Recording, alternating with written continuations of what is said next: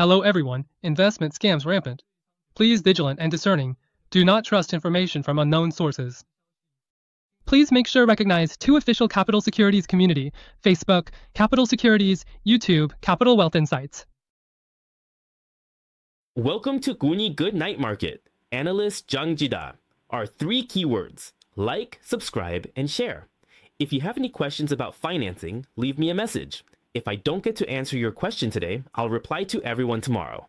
Weather online? It's really cold. At the start of every message, everyone's talking about the weather getting colder, so make sure to keep warm and don't catch a cold. Recently, I've noticed that quite a few of our colleagues around us have caught colds.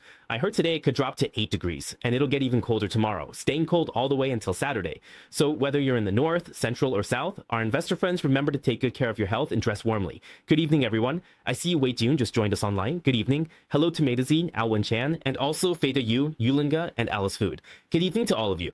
And also Image Share. Good evening. Good evening. All right, everyone, remember, no matter what investment questions you have, I actually see all your comments. Sometimes during the show, I might not be able to keep up with the message board, but that's okay. I'll make sure to read everything after class. If there are questions I didn't get to answer today, sometimes I'll respond to them one by one in the next day's class. All right, first, let's take a look at today's investment highlights. The first one, the pizza index is surging again. So what exactly is the pizza index? What does it refer to, and how is it related to geopolitical risks? Of course, the pizza index has nothing to do with any kind of product placement or partnership with Pizza Hut or Domino's. It's completely unrelated. Today, I'll briefly talk to everyone about the pizza index. Why? Because this index has surged again today, and the level of the surge is even higher than usual. What does this signal? It's something everyone should pay special attention to. In addition, for those interested in finance, I think the most important thing is that from January 6th to January 9th, the CES, Consumer Electronics Show in the US, has already kicked off. On the first day of the event, yesterday, I didn't really have time to give everyone an update on this. On the first day, January 6th, there were about 3 company CEOs who gave relevant talks and speeches. These are the NAI companies. N stands for NVIDIA, A stands for AMD, and I stands for Intel. What product highlights did these 3 companies mention? Especially, what are the 3 major new products that Jensen Huang, the leader in AI, talked about at the CES event? And among these 3 major new products, what kinds of groups do they cover? This is extremely important. It includes the United States, Taiwan, and related concept suppliers. Everyone needs to pay close attention to this and keep it in mind. That covers the 3 major news items. In addition, there's also a price increase coming up. What exactly is getting more expensive? Of course, it's also related to AI, especially when it comes to memory-related pricing. What should you pay attention to regarding memory prices? Which companies should you watch? And why do prices keep going up? Of course, it's because the demand for AI continues to grow rapidly. As AI demand keeps increasing, it naturally drives up prices for all kinds of memory, whether it's regular memory, HBM, high bandwidth memory, or even derivatives like DDR4 and DDR5. These general purpose memory types are all seeing price hikes. When prices are rising, which companies should you keep an eye on? Today, we'll talk about who is raising prices and who you need to pay special attention to. So tonight, besides reminding everyone about the fun data, we'll also be analyzing geopolitical risks and industry news for everyone, one by one. All right, good evening. Good evening, Hector. And since you arrived a bit early today, and also hello to 9,375. Good evening to you as well. First, let's take a look at the economic data. Besides Turkey, which we've already looked at, today we also have some data from the Eurozone. Eurozone's December services PMI final value, previous was 52.6. Forecast also 52.6, actual slipped to 52.4. Good news, it remains above the boom-bust line of 50. This means that the overall European economy is not heading toward a recession, and is still relatively stable. As for tonight at 10:45, keep an eye on the final reading of the US S&P Global Services PMI for December. This final reading basically means it's the ending value. There are preliminary, mid, and final readings for this data. The mid value usually doesn't change much anymore, so the previous value was 52.9, and the expectation is also around 52.9. If the data released tonight at 10:45 still comes in at about 52.9, or even a bit higher, then basically it means that the US economy isn't facing too many problems either. The situation isn't likely to head toward a recession. So strictly speaking, as long as it's above 50, there's nothing to worry about. So this is something to keep an eye on at 10:45 tonight. As we mentioned yesterday, in the overall structure of the US economy, the service sector accounts for about 60 to 70% of the total GDP. So when it comes to service-related data, in the US, service sector data is often considered more important than manufacturing-related PMI. It's a bit more important. And coincidentally, at 10:45 tonight, there's the S&P Global Services PMI final reading. So pay a little attention to that. This will have some impact on the US dollar and the stock market. Just remember, both the forecast and the previous value are 52.9, and that's enough to know. Now, moving on to comments from officials. Oh, Sparkling Water, good evening. Also, good evening to Amy Lin and Melissa, and to Luis Young 123. Good evening, good evening. All right, welcome everyone to class. I think it's pretty interesting, before class or even during class, you all are leaving comments, right? I think the good night messages in the group are actually quite nice. Even though it's cold outside, I've noticed something. In the message board, you're not just saying hi to the teacher. Sometimes you all greet each other too, like, hey, good night classmates, or good evening everyone, or just hello everyone. It's like we're all one big family, no matter where you are on your investment journey, whether you're in the north, central, or south of Taiwan, in Kaohsiung, Taipei, or Taichung, or even if you're one of our friends living in the United States. No matter where you are in the world, when you come into this chat room, everyone greets each other and checks in. I think that feeling is really nice, really nice. Even though you might not always see me in person, because sometimes I travel all over the country to different branch offices for talks, you still get that sense of connection here. Sometimes, there are events where we might not get to meet in person. Some of you might have only interacted with me during our live streams, where we chat and interact in real time. Then maybe we run into each other at a branch office and you come up to say hi. That kind of in-person interaction is a bit different from what we have during the live streams, but it really doesn't matter whether you've actually met me in person or not. I think if any of you have investment questions or different ideas, feel free to leave a comment right here. Maybe sometimes you have thoughts about geopolitical risks or different opinions or ideas about certain stocks. You're all welcome to leave your comments. Basically, just come and chat with everyone here, okay? All right, good evening to the staff, good evening to everyone. Welcome, welcome, hello. Let's take a look at this part about the investment officials. The first one is Kashkari. As we mentioned in yesterday's live stream, regarding the voting seats for the Federal Reserve in 2026, everyone must remember Kashkari, okay? Kashkari, don't forget Kashkari. Harker, and then who was the other meat bun? Logan. Oh, Logan and Bostic. So Kashkari, Harker, Logan, and Bostic. These four people, you need to pay special attention to them. Now today, Kashkari, who holds a voting seat this year, spoke again. He said that he believes the current Fed interest rate level is already close to the neutral level. What does neutral level mean? Simply put, the neutral level is it's a level of interest rate where the economy won't overheat, but also won't slip into a recession. It's called a neutral level. So Kashkari said that the current interest rate level, around 3.5% to 3.75%, is probably already close to the neutral level. Although he didn't specify exactly where the true neutral level is, but he said it's probably close. So generally, when we try to figure it out in the market, it should be around 3%. That means there might still be room for 1 or 2 rate cuts this year to reach the neutral level. He said that right now the economy is even more resilient than expected. Also, there's a possibility that the unemployment rate could jump higher, so everyone should pay a bit of attention. We've mentioned before that this week's preview data, this week's economic data, includes the ADP report tomorrow, and then on Friday, the U.S. Department of Labor's non-farm payrolls and unemployment rate. So regarding this data, the unemployment rate might spike to around 4.5% or even 4.6%. But there's no need to worry too much because this range, whether it's 4.4, 4.5, or even up to 4.6, it's all within the Fed's controllable range. Why do I say that? Let's look back at this chart, okay? This table here back in December last year. Remember, in December last year, there was a rate cut of 25 basis points, right? In that rate cut, Chairman Powell, he already told everyone. He already gave everyone a kind of heads up, a so-called precautionary shot. He said back in last December, he said that it was estimated that monthly employment might decrease by 20,000, and the unemployment rate could rise by at most 0.1% to 0.2%. Then if there are no new tariffs, the first quarter of next year, which means this year, right? The first quarter of 2026, meaning January, February, and March, next year, in the first quarter of 2026, inflation will hit its lowest point. Well, inflation will at most peak in the first quarter, and then in the second half of next year, which is 2026, so the second half of this year, it will start to decline. So inflation will start to go down from the second half of this year. As for the inflation data, it's likely that the peak will be reached in the first quarter of this year, and then start to decline. The unemployment rate, at most, will increase by 0.1 to 0.2. So according to the unemployment rate range he mentioned back in December, the data at that time was roughly between 4% and 4.3% to 4.4%. So when he said an increase of 0.1 to 0.2, what he meant was, if the unemployment rate in the coming months rises to 4.5% or even 4.6%, an increase of 0.1 to 0.2 is still within a controllable range. That's what Mingbao meant. So that's why I'm saying that if you see the latest unemployment rate jump to 4.6, you don't need to be overly worried.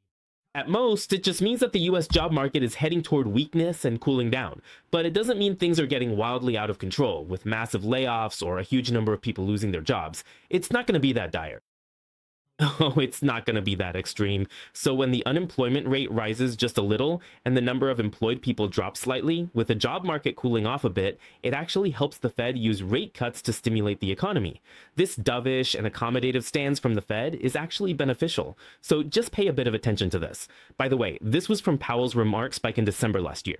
Now, in Kashkari's remarks today, he only mentioned whether the unemployment rate would spike. In addition, of course, he also hopes that Powell will stay on and continue his term, which would be until next May. If Powell doesn't remain as chairman, but continues as a board member, then according to the Fed's past culture and traditions, usually once the chairman steps down, they don't stay on as a board member. Normally, they won't continue as a board member. Why? Because once you've left the chairman's position, if you remain as a board member, people might worry that you could still influence the direction of the Fed's decision-making, since you're technically still in office. So typically, if the chairman really steps down, they usually won't continue as a board member. Basically, they just step down completely. If you want to go be Treasury Secretary like Yellen, that's fine, just as long as you leave. So as for whether Powell, after stepping down in May this year and taking a bow, will continue as a board member in 2028, we'll just have to wait and see. Maybe because of the political pressure from Trump, he might not actually want to stay on. And historically, after a chair steps down, they usually don't stay on as a board member. They just leave. So overall, I think Kashkari's point is still the same as what everyone has thought before, just like in January. The interest rate decision should remain unchanged. It should stay the same, okay? All right, good night. And who is this person?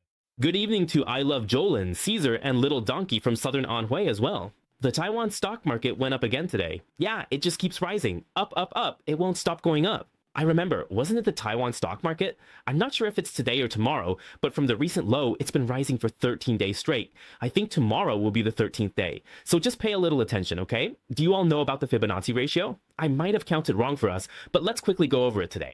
The Fibonacci ratio often signals a turning point after a certain number of days, whether it's the US stock market or the Taiwan stock market. So you need to remember that sequence of numbers, which is the sequence created by Fibonacci himself. 1, 2, 3, 5, 8, 13, 21, 34, 55, 89. Wow.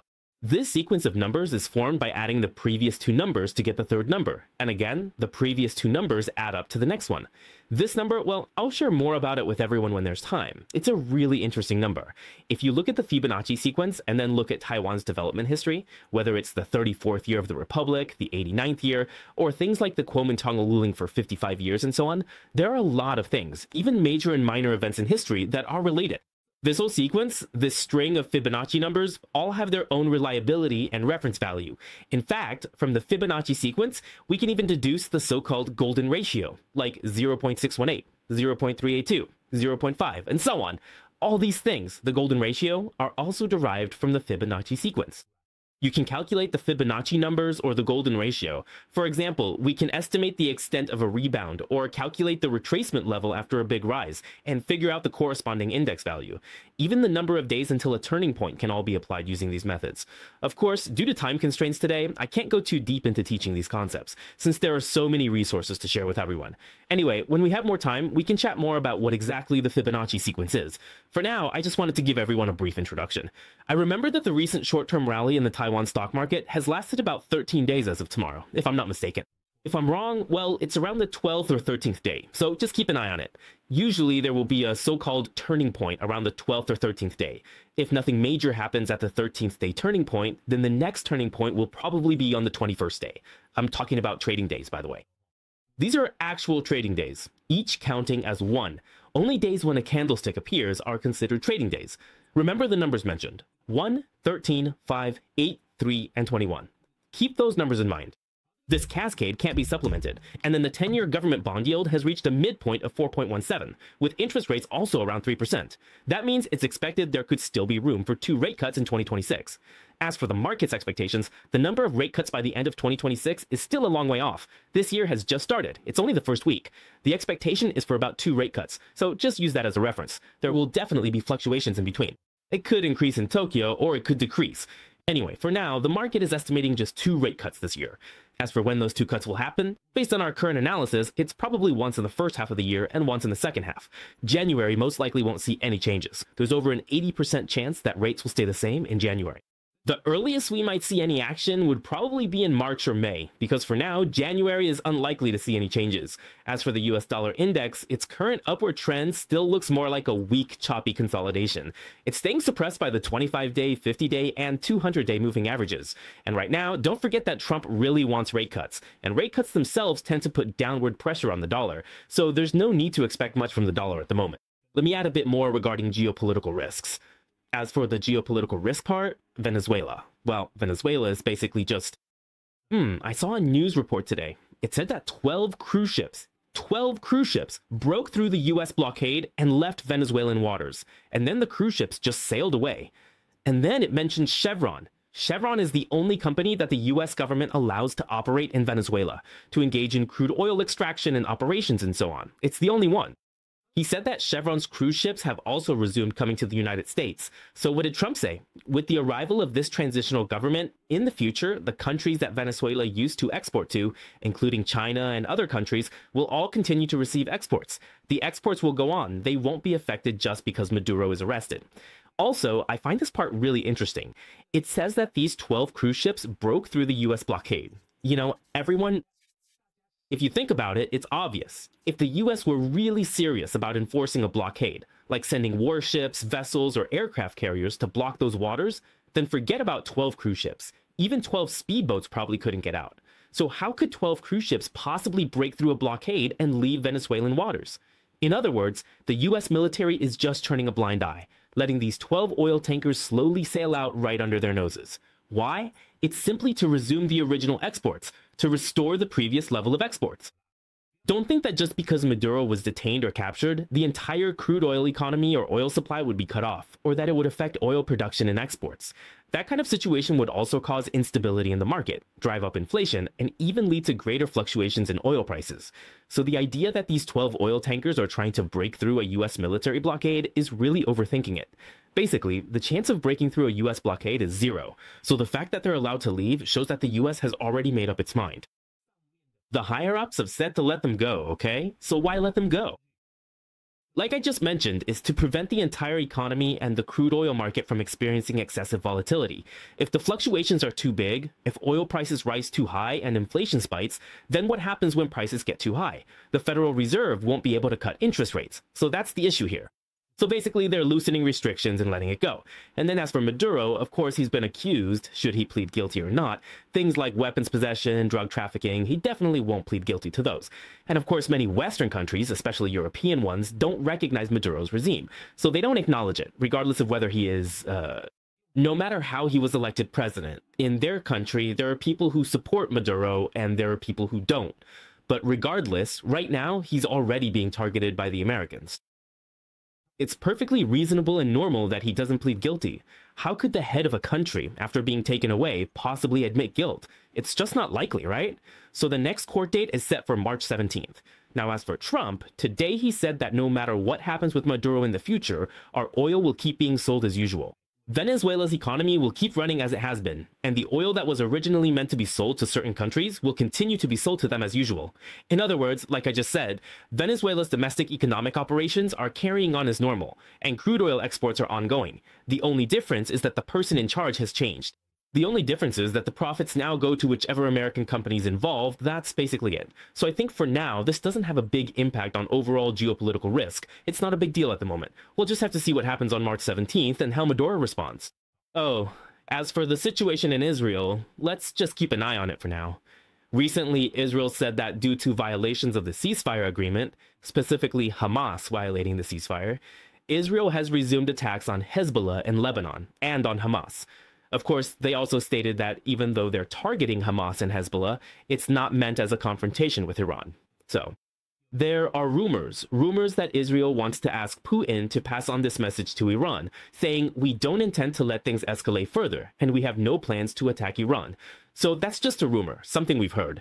As for whether Israel and Iran will actually... Whether they'll start fighting again, I really don't know. I just don't know. Someone in the chat said, "Teacher, your voice sounds a bit nasal today. Let me tell you why my nose sounds so stuffy. Every time the weather changes and it gets cold, because I'm someone who has nasal allergies, you can tell by my dark circles under my eyes. People with nasal allergies usually have really dark circles. So whenever the weather shifts and it suddenly gets cold, or even when it gets hot, you notice this happens. So I get a runny nose, and with that, a nasal voice. When you listen to me teach, you'll notice my voice sounds more resonant. My nasal voice is heavier." Little Donkey asked if I could talk about the Fibonacci sequence. If time permits, I'll discuss it when I don't have my notes. Let me see. If I start talking about the Fibonacci sequence, then move on to the golden ratio, then to pyramids, and even to the spiral shapes of seashells, or like the hexagonal patterns in honeycombs and how bees build them, and so on and so forth. Yeah, all of these things are actually connected. If I were to explain everything in one go, it would probably take about 20 minutes. There's no way around it. It would take at least 20 minutes. So when I have time, I'll share it with everyone bit by bit. Anyway, it's a really interesting mathematical number. Very fascinating. And it's actually useful. It works really well. It's genuinely very practical. All right, I'm getting a bit off track here. I'll share more about that with everyone another time. For now, just keep the situation between Israel and Iran in mind. Do you know why? This brings us back to the investment focus I mentioned at the very beginning, when we talked about the so-called pizza index. So what is the so-called pizza index? The pizza index is something everyone should keep in mind and try to understand. The pizza index goes like this. According to past,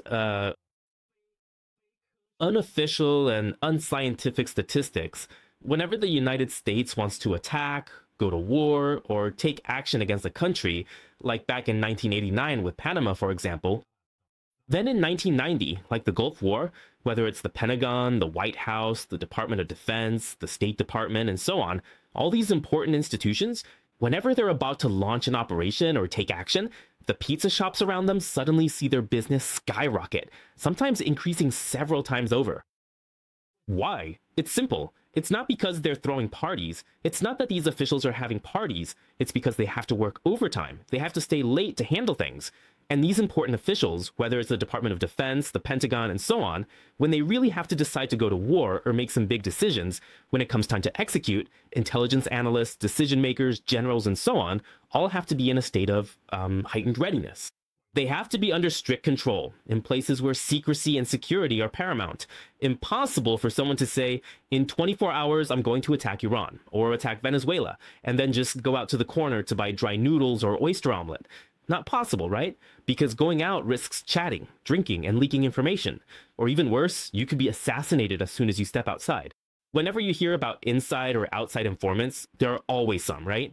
So what I mean is, before these kinds of major events happen, all the important officials and decision makers will be inside the Pentagon. Now, inside the Pentagon, of course there are restaurants. It's not like there aren't any. It's such a huge place, of course there are restaurants. But, well, no one has time to sit down and eat in the restaurant. What do? They order delivery. What's the easiest thing to order? Pizza. There are statistics.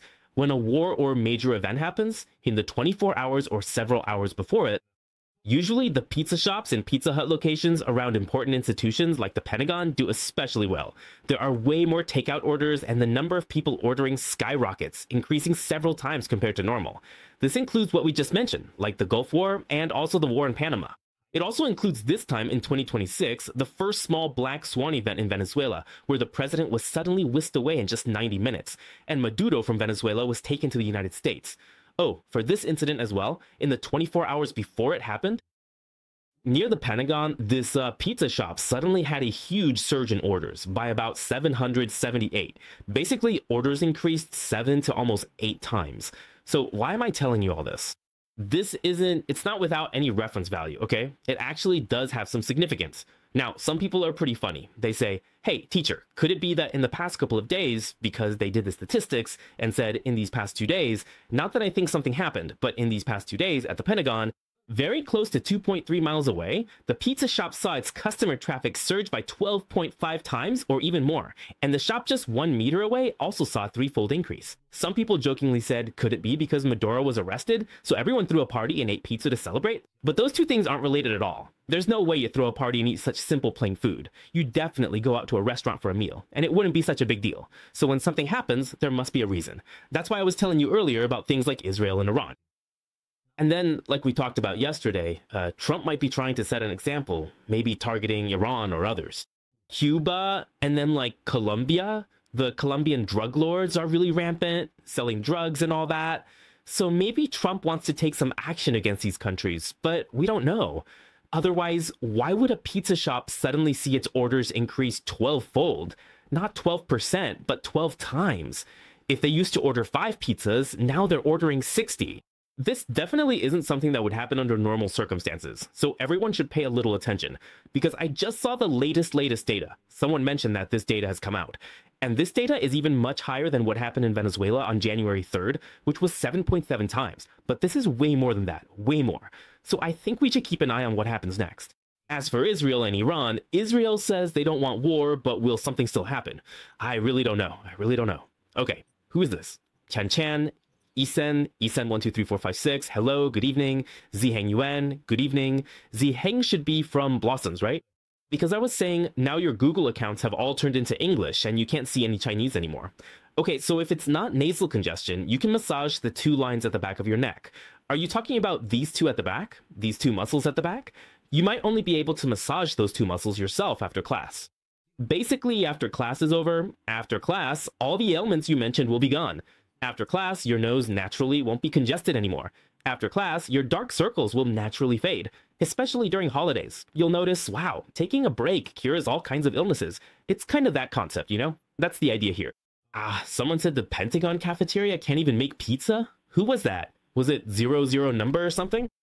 They probably have pizza as an option too, but it should be said that when everyone has to deal with a more urgent emergency situation, something really important, like they're preparing for war, getting ready to attack Iran or someone else, usually the first thing is they tend to order takeout more often. So the Pentagon definitely sells pizza too. I mean, I haven't actually been inside, but I believe the amount of pizza they have is definitely not enough. When all these officials, decision makers, generals, and soldiers gather for a meeting, demand probably exceeds supply, so they have to quickly order delivery. Plus, ordering delivery is faster, you know, and they're all meeting in small rooms. That's the idea. Work is like that. It's normal. When you work, aches and pains appear. But leaving work cures everything. Getting off work is the cure for all ills. As for buying gold, that's another issue. It depends. If this time the pizza shop really increases by 1,250% and there's some black swan event we don't know about that's about to happen, because Trump is a man of action. Is he going to target Cuba or Colombia? My guess is Colombia. I think Colombia would be easier to take down. I also think Colombia or Iran are possible targets. But as for Iran, if even Israel says they don't plan to attack Iran, then maybe the reason Israel isn't attacking is because their big brother Trump told them not to.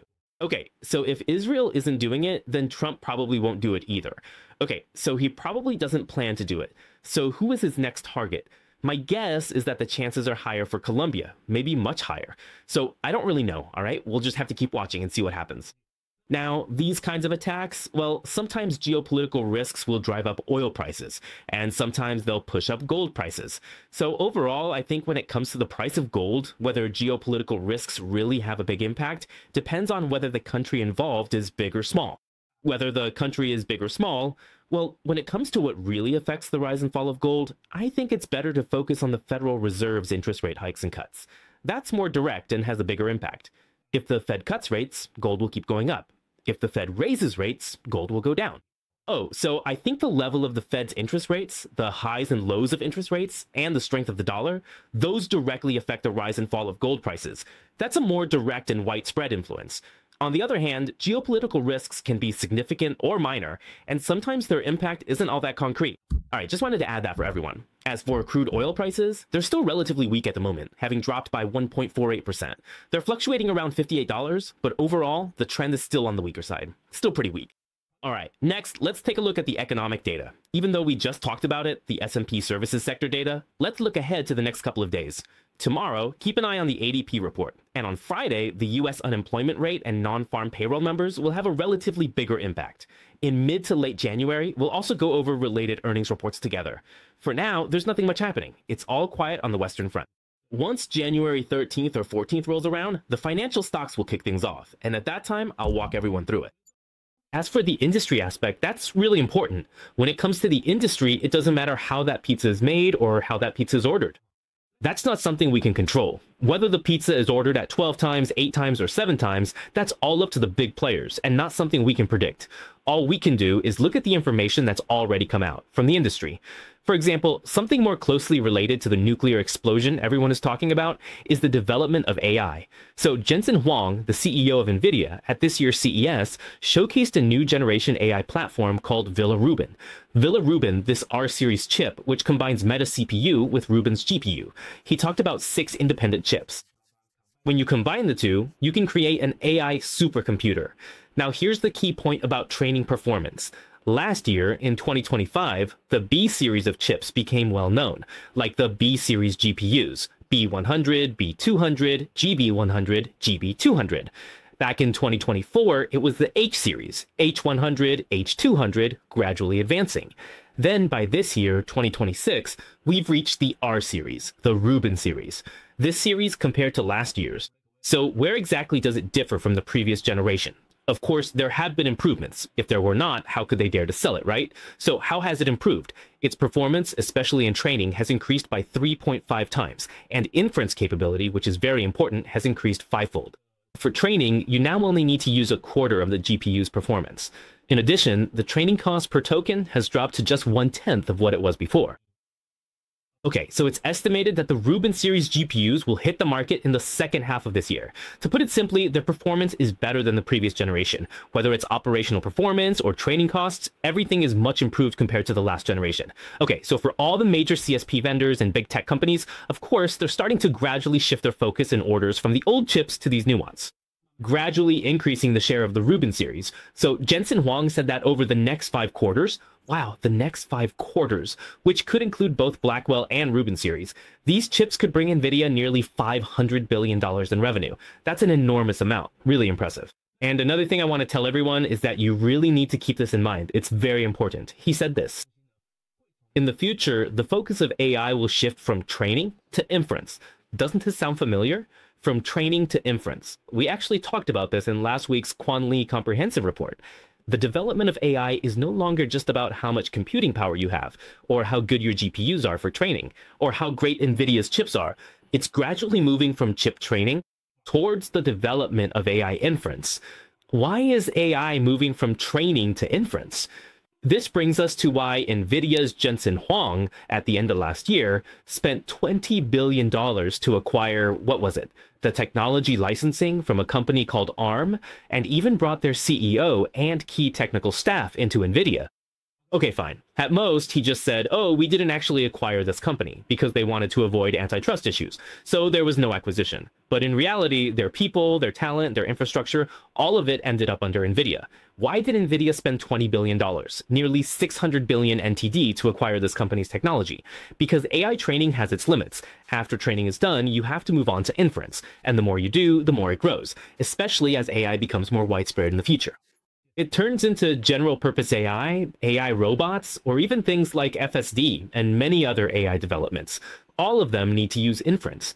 Let me give you the simplest example. Let me give you a really simple example. Why do we talk about training and inference? What is training and what is inference? Maybe some of you online have kids, right? When you have a baby, when the baby is born, they come out crying. Right, that's what we call crying at birth. But after they're born, they can't talk, can't walk, can't eat by themselves, and can't dress themselves. So what is AI training? It's like training a newborn child, teaching them how to talk, how to walk, how to dress themselves, put on their own shoes, and eventually so they can walk to school on their own. They start from nursery, then move on to kindergarten, and then to elementary school. During this period, you can do everything by yourself, from knowing nothing at birth to being able to handle all the basics of daily life. You learn how to dress and undress, eat, talk, call out to your mom and dad. This stage is like the preliminary training phase for AI. This is exactly what Guida is working on. As you gradually move up from kindergarten, you advance to elementary school, from first to second and third grade. Little by little, you learn many things at school, right? You learn Mandarin, math, and English. Nowadays, many elementary students, even first graders, are already learning English. I think that's impressive. Back in our day, we didn't learn ABCs until junior high. Now first graders in elementary school already learn ABCs, and their English is impressive. Many parents don't want their kids to lose at the starting line. But on the other hand, sometimes they're not actually losing at the starting line, you know? It's just you take them to learn English, violin, or piano from a really young age, right? Sure, they start learning early, but honestly, it's a lot of pressure. Kids are under a lot of stress. So yeah, if you start early, maybe you get ahead at the starting line and win a bit more than others, but sometimes I think that in life, or in work, career, or academic growth, sometimes it's not a short sprint from the starting line. It's more like a marathon. Like, you might be really impressive in first or second grade, learning a ton of things. Your English is great, and you play the violin really well. But you still have middle school, high school, college, even grad school, and then entering the workforce. All that time adds up, maybe another 20 years or so. Honestly, there are still a lot of variables along the way. So if you push kids to go all out right from the starting line, making them super driven and competitive, can they really keep that up for 20 years until they enter the workforce and still be number one? I think there are just so many variables, so many uncertainties. So it really depends on how everyone chooses to educate their kids. Anyway, yeah, how did I get onto this topic? Anyway, like I was saying, the main thing is to train their reasoning skills. So when I look at a child, they learn to walk, they learn to eat. That's all training. Then as they move on to elementary school, then to middle school, they start having to do calculations, right? They have to solve inference problems, and they need to know how to do math, like how to calculate a plus b squared, for example. You have to think about how to approach these things in English. What is the purpose here? It's not as simple as just teaching a child to walk or talk. You have to make AI learn how to think, how to reason, how to make decisions, and how to perform calculations. So for this, you need the essential general purpose GPU functions for AI, plus what's called inference capability. Right, that's why NVIDIA wants to combine AI training with inference, to bring them together, because it fills in what NVIDIA originally lacked. The chip had its shortcomings. It might have great computing power and be strong in training, but its inference capability was relatively weak. That's one of the reasons they acquired the company Glow. So as everyone knows, in the future, moving from just training to also focusing on inference, the shift will make the entire AI market grow even bigger and more vibrant. This Rubin series, I think, is really going to make waves this year. It should start selling. It should start selling. In addition to the AI Rubin series, they've also released things like Cosmos, which is related to robotics and the Kevin model. And there's something else that's very important. He also launched something in the self-driving car field, an AI called PaiPaiMa, which is an open source model. He says it has a way of thinking. The intelligent automotive AI system with self-driving capabilities, as he describes it, means that in the future, AI will be integrated with physical things, including physical robots and physical cars. So the car itself will have the ability to think. It will know when to turn right, when to stop at a red light, when to go at a green light, and how to react when it sees a pedestrian. So robots will have their own ability to think. Self-driving cars will have their own ability to think. He hopes that in the future, these cold, lifeless machines can be combined with AI, ushering in an era where physical AI becomes the leading force.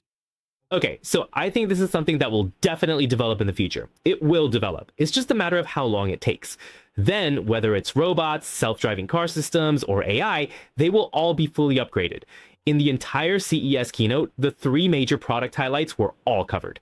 In other words, when it comes to investing, how should we look at this? It's simple. Since Jensen Huang is really impressive. Jensen Huang, he may not be the richest person in the world, but at least he's ranked in the top 10. In terms of AI market value, at least, he's number 1 in the world. And these 3 main items he talked about are basically the stocks or industries we should focus on buying in 2026 or even 2027. If you follow this direction, making money shouldn't be too difficult. So what does it include?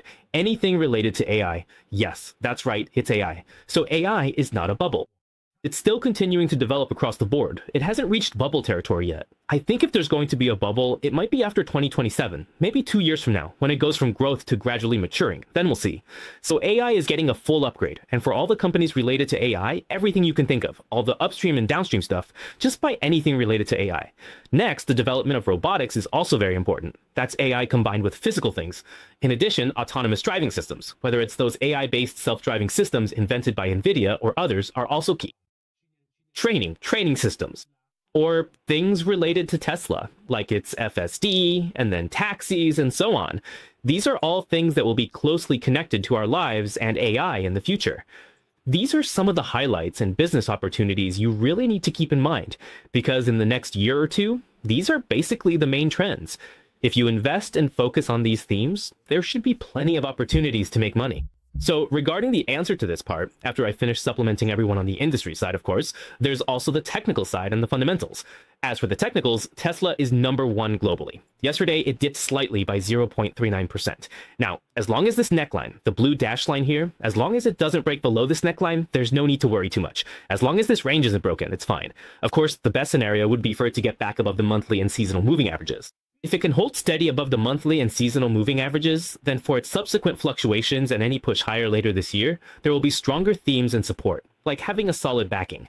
But if it can't get above the seasonal moving average, then you need to watch out. On the downside, you'll have to look at the support from this lower curve here. As long as this lower curve support hasn't been broken, you don't need to worry too much. After all, for the past 6 months, all the consolidation and fluctuations have happened right here. Okay, Jeff is done and Kiev is done. Earlier, I saw reports saying that the current fund managers are hitting new lows in terms of skills. Does that mean stocks won't be able to rise much since their pockets aren't as deep? How could they not have money? Brokers and fund managers, their cash reserves are at a low this year. Why? Because the stock market keeps going up. So if they don't hurry up and buy, if they don't quickly build their positions, then they won't be able to compete with the broader market or other competitors in terms of performance. So they have to use their cash, just buy when it's time to buy. Now you might ask, hey, if they've already bought, does that mean they're out of money? Not at all. Let me tell you, there are still plenty of wealthy people all over the world. The money just keeps flowing in endlessly. Let's talk about something a bit harsher, shall we? All right, something a bit harsher. Think about it. Isn't Taiwan known for having a lot of scams? There are so many scam cases, right? Investment scams, financial management scams, group buying scams, and all sorts of other scams. Isn't it strange? The news keeps talking about preventing scams, and the government is always promoting awareness, but there are still new scams popping up every day. And the amount of money being scammed keeps hitting new highs, constantly breaking records. So what does that mean? It means there are still a lot of wealthy people out there. There are still plenty of wealthy people and a lot of people who want to invest. It's just that this gives a chance for unscrupulous operators and scam groups to take advantage. Because so many people want to invest, so many people want to make money.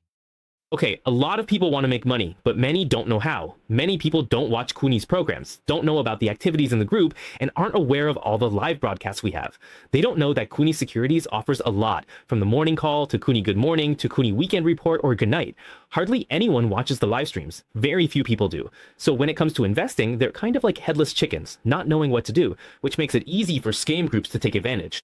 What does that mean? In fact, the money is still flowing in nonstop. So you might ask about fund managers. Right now, their cash levels are relatively low. Will it be the case that after they finish buying, there won't be any money left at the end? No, there will still be plenty of people buying funds. There really are. There's a lot of money. Seriously, a lot, a whole lot. Ah, and by the way, did this teacher ever go to tutoring? Did the teacher attend classes? Yes, I did go to tutoring. I did. Starting from junior high, I had tutoring, and in high school too, but not in college. In college, basically as long as you graduate, it's fine. So in high school and junior high, it wasn't enough. You had to prepare for the entrance exams. Back then, we still had the era of annual exams, you know? We still had yearly exams in those days. The entrance exam, actually, I personally think the entrance exam system was pretty decent, in my opinion. Even though I wasn't someone who really loved studying, my grades were probably about average in my class. In the middle, yeah. So say there were about 50 people in a class. If there were around 50 students, I was probably ranked about 15th or so. I was never at the very top, just somewhere in the middle, bouncing between 10th and 15th place. So, you know, I wasn't one of those especially smart people.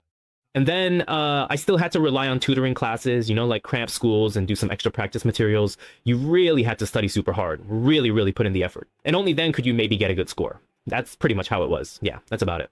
So is it still a good time to buy Tesla now? Who is it? Flower, something like that? Yeah, you can buy it, but you should wait for a pullback and then look for a good entry point. It's not that you can't buy it at all. I'm not sure if I'll have time to talk about Tesla today. I talked about Tesla yesterday, but I didn't put the chart up today. Maybe in the next day or two, if we get the chance, we can go over Tesla's stock price. If it comes up, we can talk about it right away. You can buy it. You can buy a lot of the Magnificent Seven companies. It just depends on the price and the level you're buying at. As long as you're not buying at the very top. For a lot of stocks, when they pull back to the moving average and the volume shrinks, you can look for a buying opportunity, okay? Also, let me quickly add something about AMD. They mentioned that there's a new model, a new product coming out, the MI455X. So, can this thing really compete with NVIDIA? I think it's pretty tough in the short term. Honestly, it's pretty tough. As for AMD, of course, Lisa Su gave some related speeches yesterday and today, and she also talked about some of their new chips, their plans for development, and their desire to keep growing. But what about AMD's stock price? Lately, it's been suppressed by the 50-day moving average, pushed down. Yesterday, it dropped by 1.07%. There's resistance from quarterly moving average above and support from neckline below, so stuck between a steel plate below and wire mesh above. So with a steel plate below and a ceiling above, in the short term, you're probably just going to see the price fluctuate within this range, and making trades for the price difference is probably enough. As long as the neckline isn't broken, it's really not a big deal. But when it comes to fundamentals, whether AMD's products can really compete with NVIDIA, I think there's still a long way to go. As for the topic of price increases, Samsung and SK Hynix said they'll continue this quarter to focus on next-gen memory for AI servers. As AI server development thrives, demand is very high. AI servers? They're used for AI training and inference, mainly with things like DDR5, and also including HBM. HBM, which stands for High Bandwidth Memory in Chinese, is specifically designed for AI computing, high-performance computing. It uses 3D stacking technology, combining high-performance DRAM, and that's what we call HBM memory. This also includes things like DDR5 and so on. So what about this? Samsung and SK Hynix, the two major Korean manufacturers, are planning to raise prices in the first quarter. How much are they going to raise them? Up to 70%. That's crazy. It's not a 7% increase, it's a 70% increase. Then there's TrendForce, the research firm. They said that in order to meet AI demand, even standard DRAM, like DDR4 and similar types, are expected to see their contract prices rise for at least a quarter. Prices could go up by 50 to 60%, which is pretty scary. Netflix too is affected by the manufacturers controlling production capacity and the strong demand for servers. As a result, contract prices could rise by 30 to 40% in the short term, about 3 to 4 tenths. So you can imagine why companies like Samsung and SK Hynix keep seeing their stock prices go up, and why Micron stock keeps hitting new highs. It's all because prices keep rising and demand is extremely strong, especially for high-end products, where demand is also very robust. As for those products, consumer electronics, there's no production capacity because Micron, SK Hynix, and Samsung shifted production to higher-end products where profit margins are better. DDR4 and DDR5, there might be fewer and fewer people producing those as well. As for DDR4, Micron even said they don't want to do it anymore. For now, they're pulling out of the consumer and niche memory markets. Why? Because they're putting all their efforts into pushing HBM, that high bandwidth memory, since it's much more profitable. So this ends up creating a capacity squeeze, a capacity crunch effect. That's why companies like Nanya Technology in Taiwan, Inotera, and what's that one called, 3260? What is that, AData and Phison? Their stocks have all skyrocketed. But it's not like they're making DDR, and they're not making HBM at those high levels either. So why is that? It's because there's not enough production capacity, and everyone is scrambling for it, since the three major players, Samsung, SK Hynix, and Micron, have stopped making it. They're not making it anymore. So everyone is fighting for production capacity because no one wants to make the lower and more basic products. Many companies compete for it, and the more they fight, their demand grows, so prices keep rising. So all memory, high-end to low-end, has skyrocketed in price. So when we look into the reason behind this, it's that AI has driven up the prices of all types of memory across the board. That's the situation. So Samsung and SK Hynix are expected to raise prices by 70% in the first quarter. I think Micron won't be far behind either. Micron is probably getting ready to move as well. Micron's stock price continued to surge yesterday, going above $312. Yesterday, it dipped slightly by 1.04%, opening high and closing lower, so keep an eye on that.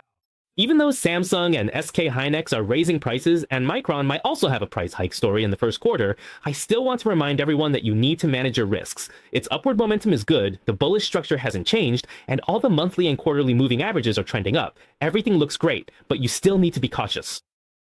As for Micron, in the short term, whenever its price surge is too much, when it gets too far above the monthly or quarterly moving averages, it usually undergoes a pretty significant correction, every time it corrects.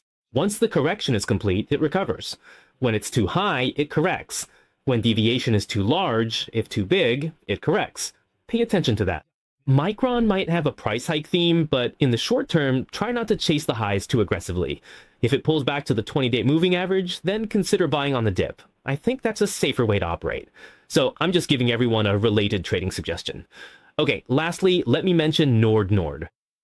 All right, Nord, seriously, Coco's skills are really something. I wasn't a gifted student before, you know. My grades weren't that great. Just average. Really just average. Okay, so investing in yourself is better than anything. But investing in TSMC, 2330, is also not bad. TSMC really is pretty good. We talked about TSMC yesterday. It keeps hitting new highs. Today, the Taiwan stock market spot price topped 1,700 new Taiwan dollars. As long as TSMC keeps rising, this upward trend will continue. The Taiwan stock market will keep going up, and the semiconductor sectors in the US stock market will follow suit. They're basically being pulled up by TSMC. That's about it. So when it comes to the Taiwan stock market's guardian mountain, you just need to look at anything related to semiconductors. Just look at TSMC. As long as TSMC keeps rising, basically AI stocks will keep rising too. If AI develops well, TSMC as the main upstream supplier is the first and most important checkpoint to watch. So if AI is doing well, TSMC probably won't perform badly in the next year or two. It should still do pretty well. Lastly, let me mention Novo Nordisk. Didn't we talk before about how their oral medication has already passed the FDA? It was approved by the US Food and Drug Administration, right? So they said that on Monday, yesterday, they already launched the first oral weight loss drug in the US, and it has the same name. It's set to challenge Eli Lilly's new product. This drug is also very affordable, with a monthly cost of $149 to $299, which is really cheap, even cheaper than the injectable version. Of course, I'm not telling everyone to go buy it. You need to. Honestly, if you really want to lose weight, I still think that. I think combining exercise with dietary control is still healthier. Exercise plus dietary control, in my opinion, is healthier. Although weight loss pills work faster and more directly, they come with certain side effects, and not everyone's body can handle them. In the long run, from a health perspective, I think exercise and dietary control are probably the safer options. As for Rybelsus, anyway, this particular oral self-pay medication is pretty cheap. It's just $149 to $299. Not bad. So this news caused Novo Nordisk stock to rise a bit yesterday. The increase was modest, but then suddenly there was a big surge. As for whether you should buy Novo Nordisk, I'd like to wait until it goes public on Monday, and then see how the market reacts. Looking at Novo Nordisk's weekly K-line chart right now, the 20-day moving average is slowly leveling off from a decline, which seems like a good sign. The stock had been in a downtrend, dropping all the way from $144 to $40, such a big drop, but now it's slowly moving from a decline to leveling out. This will be important for its long-term structure. We can only say that the previous downtrend is slowly flattening out, which means it's getting ready to form a bottom. But for that to happen, the fundamentals matter. Whether the oral medication segment can really boost its revenue and profits. If it can deliver strong results, then combined with the technical indicators, there's indeed a chance for the stock to gradually form a base and then start to rise. On the other hand, Novo Nordisk's competitor, Eli Lilly, recently hit a new high in its stock price, breaking above $1,000.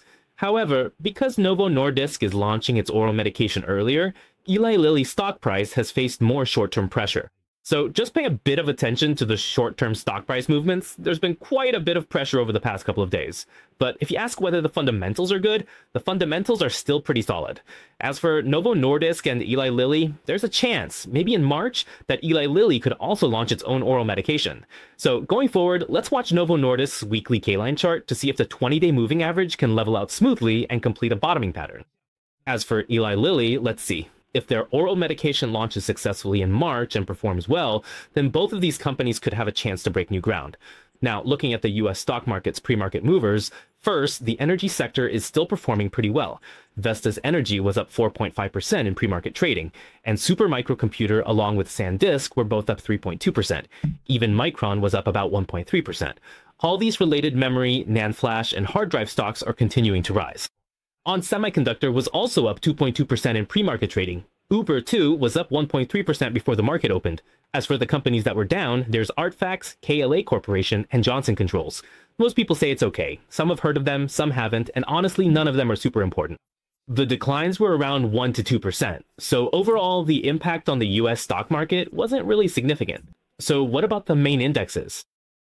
The Dow Jones Index hit a new high yesterday, driven by Chevron. Chevron is a major component of the Dow and holds a significant weight in the index. Yesterday, it rose by 1.23%, and the index remained above its monthly and quarterly moving averages, performing well. The bullish trend in prices hasn't changed. As for the Philadelphia Semiconductor Index, with continued momentum from semiconductor stocks like Nvidia and TSMC, it rose by 1.07% yesterday, once again reaching a new high for the cycle. Overall, the moving averages are still providing strong support. Now, regarding the Magnificent Seven, in the past few days, they've been sluggish, but their current sluggishness doesn't mean they won't rise. It just means during this consolidation, we should watch if the quarterly moving average holds. If it does, there's nothing to worry about. Yesterday, they had a slight increase of 0.88%. For the future, the Magnificent Seven still need to lead the entire US stock index. It's a summary indicator for confidence. Alright, that's all the related content for the Market Network. Before the US stock market opens, we provide the first information.